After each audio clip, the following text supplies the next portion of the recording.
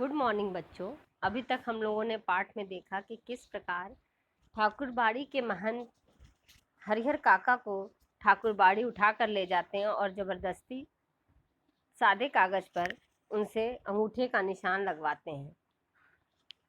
यह घटना घटने के बाद उनके भाई लोग उनका पता लगाते हुए ठाकुरबाड़ी पहुंचते हैं और उन्हें हरिहर काका का कुछ पता न चलने पर वे पुलिस के साथ ठाकुरबाड़ी में आते हैं। उसके बाद बच्चों क्या होता है, आइए अब हम लोग पाठ में देखते हैं। सुबह तड़के एक वृद्ध साधु ने ठाकुरबाड़ी का फाटक खोल दिया। उस साधु की उम्र 80 वर्ष से अधिक की होगी। वह लाठी के सहारे कांपते हुए खड़ा था। पुलिस इंचार्ज ने उस वृद्ध साधु के पास पहुंचकर हरिहर काका तथा ठाकुरबाड़ी के महंत, पुजारी एवं अन्य साधुओं के बारे में पूछा। बच्चों देखिए, जब सुबह थोड़ा भोर हुआ तो एक वृद्ध साधु जो है फाटक खोलने आया ठाकुरबाड़ी का, और जिसकी उम्र करीब 80 वर्ष की होगी।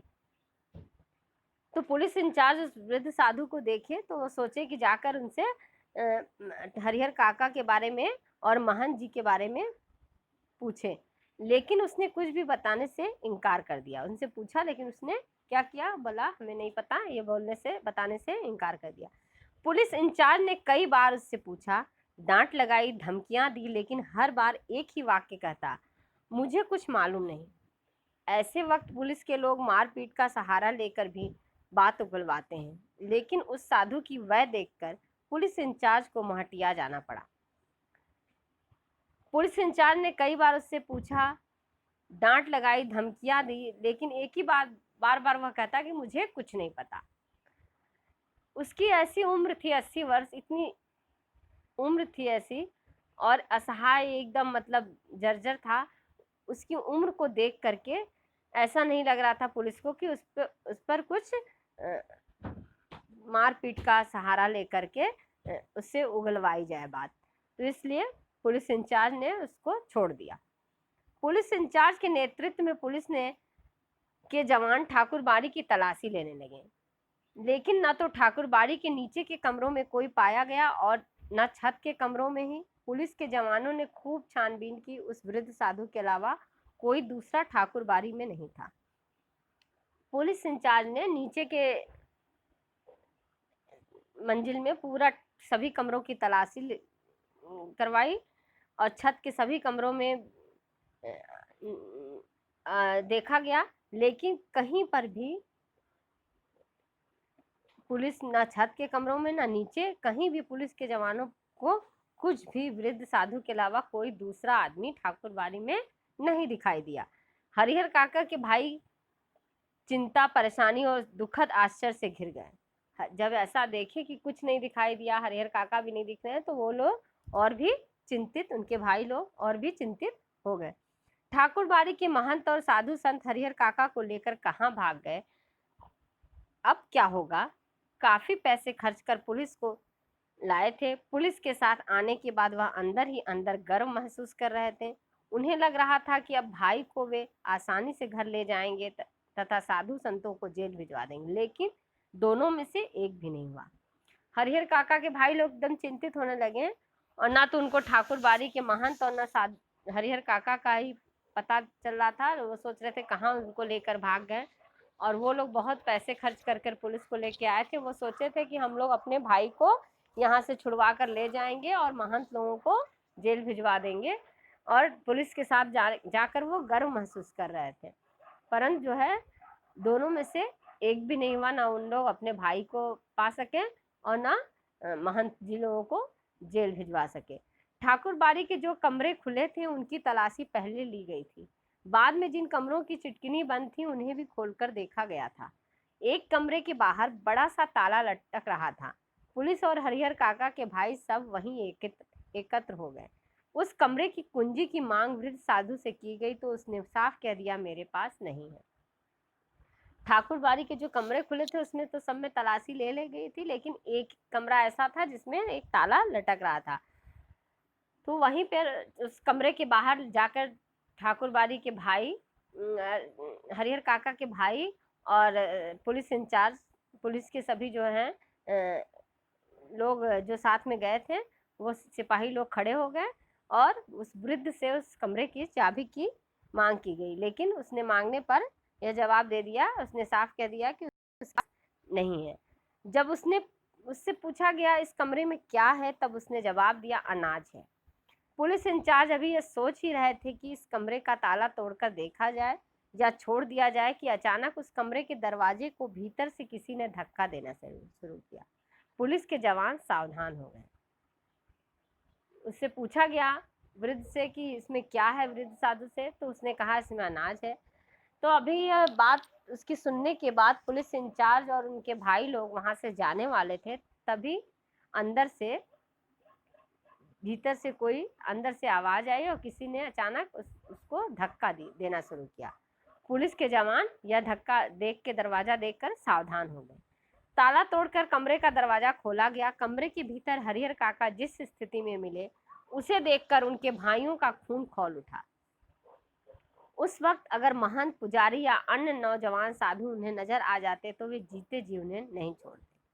ताला तोड़ा गया तो अंदर से हरिहर काका उन्हें ऐसी स्थिति में मिले कि उनको देख करके उनके भाई एकदम, उनका खून खौल गया, यानी गुस्से से आक्रोशित हो गए एकदम। और उस अगर उनके सामने महंत, पुजारी या अन्य कोई नौजवान साधु होता तो उसे वो किसी कीमत पर नहीं छोड़ते, जो हालत उन्होंने हरिहर काका की बना दी थी। हरिहर काका के हाथ और पैर बांध दिए थे, उनके मुंह में कपड़ा ठूस कर बांध दिया गया था। हरिहर का जमीन पर लुढ़कते हुए दरवाजे तक आए थे और पैर से दरवाजे पर धक्का लगाया। हरिहर काका का मुंह, हाथ, पैर सब कुछ बांध दिया था। मुंह में कपड़े डाल दिए गए थे और उसको बांध दिए गए थे, दोनों हाथ पैर बांध दिए थे।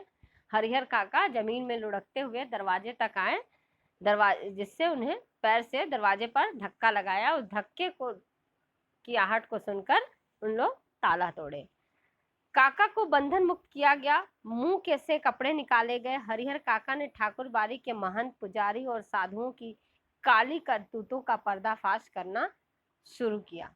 और वह साधु नहीं, डाकू, हत्यारे और कसाई हैं कि उन्हें इस रूप में कमरे में बंद कर गुप्त दरवाजे से भाग गए हैं। उन्होंने कई सादे और लिखे हुए कागजों पर जबरन उनके अंगूठे के निशान लिए। आज काका को बंधन मुक्त किया गया और मुंह से जब कपड़े निकाले गए, वो बंधन मुक्त हुए, तो अपने बारे में सारी बात उन्होंने उनकी सारी करतूतों को बताया कि उन्होंने क्या किया। उन्होंने कुछ सादे कागज पे साइन कराए, कुछ लिखे हुए कागज पे उनके अंगूठे के निशान लगवाए और उन्होंने जो है उन्हें कमरे में बंद करके गुप्त दरवाजे से भाग गए। उन्होंने ये सारी बातें अपने भाइयों एवं पुलिस इंचार्ज को बताई। हरिहर काका ने देर तक अपने बयान दर्ज कराए।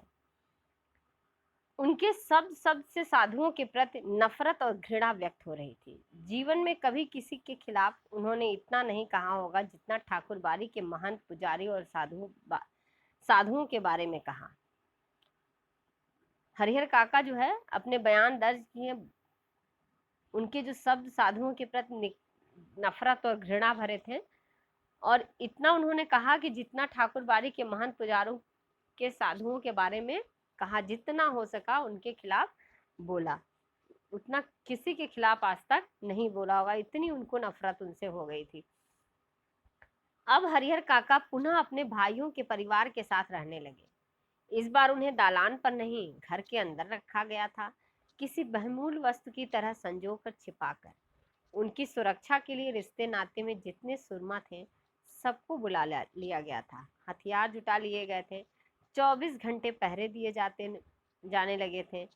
और अगर किसी आवश्यक कार्यवश काका घर से गांव में निकलते तो 4-5 की संख्या में हथियारों से लैस लोग उनके आगे पीछे चलते रहते। रात में चारों तरफ से घेर कर सोते। भाइयों ने ड्यूटी बांध ली थी, आधे लोग सोते तो आधे लोग जागकर पहरा देते थे। हरिहर काका जो थे, उनकी पूरी सुरक्षा की व्यवस्था हो गई थी। उनको एक बहुमूल्य कीमती वस्तु समझकर, संजो कर, संभाल कर लोग रखने लगे कि कभी बाहर जाते तो उनके साथ पहरेदारी करते हुए लोग लेके हथियार के साथ निकलते, बंदूक के साथ निकलते थे। और रात उनको सब भाई लोग अपनी अपनी ड्यूटी बांट ली थी। लोग सोते तो जाग कर पहरा देते थे, पूरी सुरक्षा उनकी थी। इधर ठाकुर बाड़ी का दृश्य भी बदल गया था। एक से एक खूंखार लोग ठाकुर बाड़ी में आ गए थे। उन्हें देखकर ही डर लगता था। गांव के बच्चे तो ठाकुर बाड़ी की ओर जाना ही बंद कर दिए। हरिहर काका को लेकर गांव प्रारंभ से ही दो वर्गों में बंट गया था। इस नई घटना को लेकर दोनों तरफ से प्रतिक्रियाएं व्यक्त की जाने लगी। मैंने पहले भी बताया है कि ठाकुर बाड़ी और हरिहर काका के घर से संबंधित जो घटना घट रही थी उसको लेकर गांव दो वर्गों में बंट गया था। कोई ठाकुर बाड़ी की साइड से बोल रहा था, कोई हरिहर काका के। और हरिहर काका ठाकुर बाड़ी में ऐसे साधु महंत लोग आ गए थे खूंखार कि बच्चे जो ठाकुर बाड़ी जाते थे उन्होंने बच्चों ने भी जाना ठाकुर बाड़ी में बंद कर दिया। जो दो वर्ग था, एक हरिहर काका की साइड का, एक महंत जी के, दोनों वर्ग में तरह तरह की आपस में प्रतिक्रियाएं होने लगी, चर्चाएं होने लगी। और अभी हरिहर काका एक सीधे साधे और भोले किसान की अपेक्षा चतुर और ज्ञानी हो चले थे। वह महसूस करने लगे थे कि उनके भाई अचानक उनको जो आदर सम्मान और सुरक्षा प्रदान करने लगे हैं उसकी वजह उन लोगों के साथ उनका सगे भाई का संबंध नहीं बल्कि उनकी जायदाद है, अन्यथा वे उनको पूछते तक नहीं। हरिहर काका समय के साथ और परिस्थिति के साथ वो जो है चतुर और ज्ञानी हो गए थे। वो अपने परिवार का, अपने भाइयों का अचानक इतना बदलाव प्रेम देख करके वो समझ गए थे कि यह प्रेम जो है ये भाई का आपसी संबंध का प्रेम नहीं है बल्कि यह मेरे जायदाद का लालच है। इसी वजह से जायदाद के लिए वो लोग हमको इतना पूछ रहे हैं, नहीं तो वो हमें पूछते तक नहीं। इसी गांव में जायदादहीन भाई को कौन पूछता है। हरिहर को अब सब नजर आने लगा था। महंत जी की चिकनी चुपड़ी बातों के भीतर की सच्चाई भी अब वह जान गए थे। ठाकुर जी के नाम पर वह अपना और अपने जैसे साधुओं का पेट पालता है। उसे धर्म और परमार्थ से कोई मतलब नहीं। हरिहर काका कहते बहुत लोग ऐसे हैं जो लोग उनको, उनके सगे भाई भी हैं लेकिन उनको, उनके पास कुछ नहीं है, जायदाद नहीं है, तो कोई पूछता नहीं है। और ये जो ठाकुर बाड़ी के साधी संत थे जो महान, वो चिकनी चुपड़ी बातें करते थे।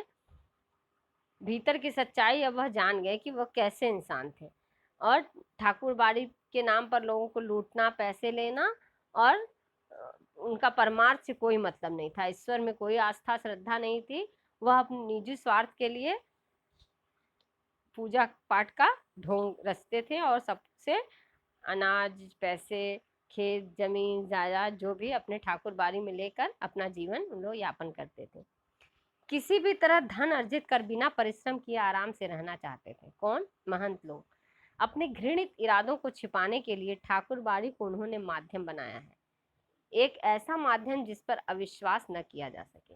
यह जो कार्य है, अगर बैठे बैठे बिना मेहनत के, परिश्रम के अगर व्यक्ति को अपना पेट भरना है तो उसके लिए क्या है, यही एक माध्यम था उनका कि मंदिर बनवा दिया और वहां सब लोग दान पुण्य करने लगे और उससे उनका पेट भरने लगा।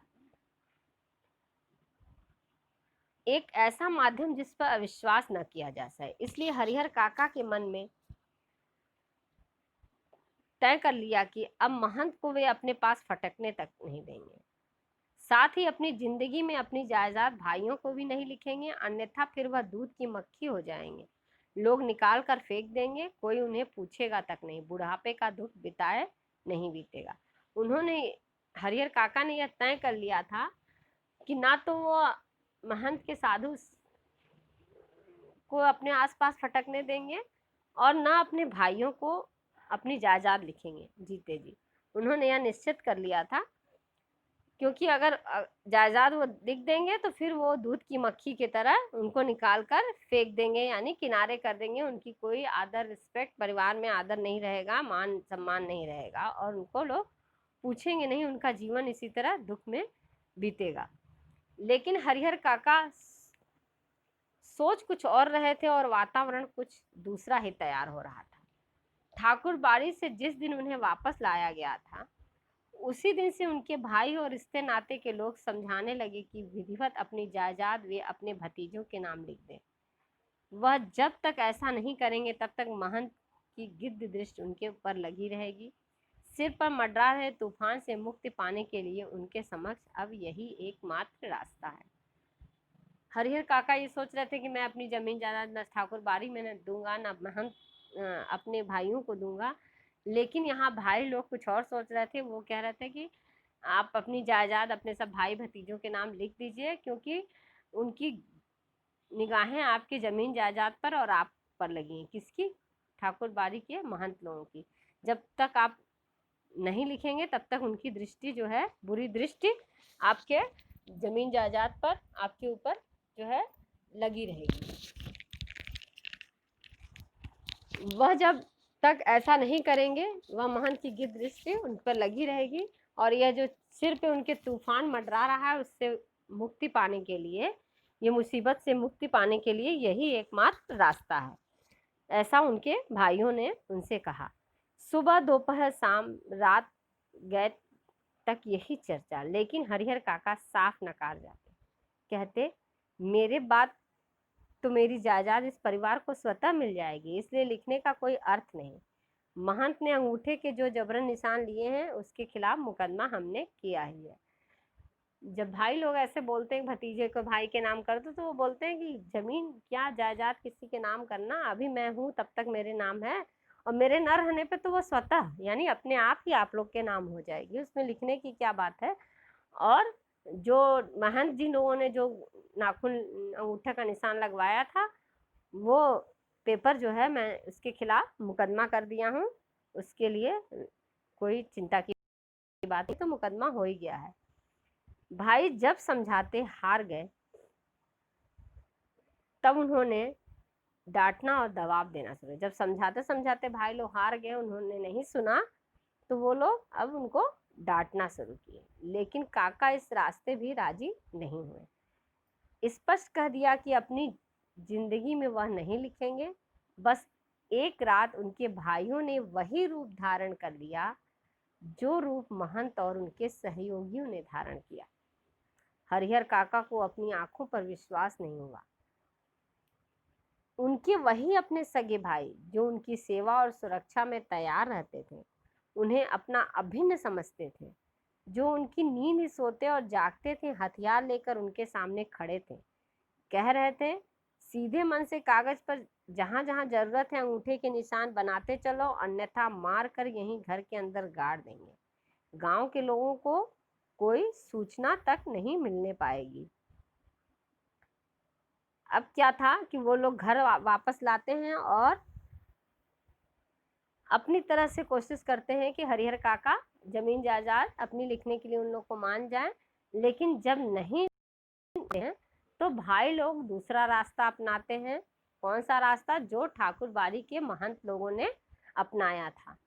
समझाने से नहीं मानने पर वो उनको जबरदस्ती दबाव देना शुरू करते हैं, और एक दिन तो ऐसा भी किए कि रिवाल्वर और ये बंदूक लेकर आ गए और जबरदस्ती बोले कि जहाँ जहाँ मैं कह रहा हूँ वहाँ वहाँ अंगूठे के निशान लगाओ, वरना यहीं पर तुमको मार के गाड़ दूंगा। ऐसी धमकी दिए, जिसका कि हरिहर काका को विश्वास भी नहीं हो रहा था कि जो उनसे अभिन्न थे, यानी अलग नहीं थे, भाई एक साथ रहते सोते बैठते, वो उनके साथ ऐसा करेंगे, ऐसा उन्होंने नहीं सोचा था। अंगूठे के निशान जबरदस्ती उनसे गांव के लोगों को सूचना तक नहीं मिलने पाएगी। वो बोले जबरदस्ती अगर हम कह रहे हैं, अगर नहीं करोगे, जबरदस्ती करोगे, साइन अंगूठा नहीं लगाओगे, तो तुमको हम लोग मार देंगे, मार के ही घर में गाड़ देंगे, जिसकी का पता गांव के किसी लोगों तक को नहीं चलेगा। तो बच्चों, आज हम लोग यहीं तक पढ़ते हैं। पाठ के आगे का भाग हम लोग अगली कक्षा में पढ़ेंगे। धन्यवाद।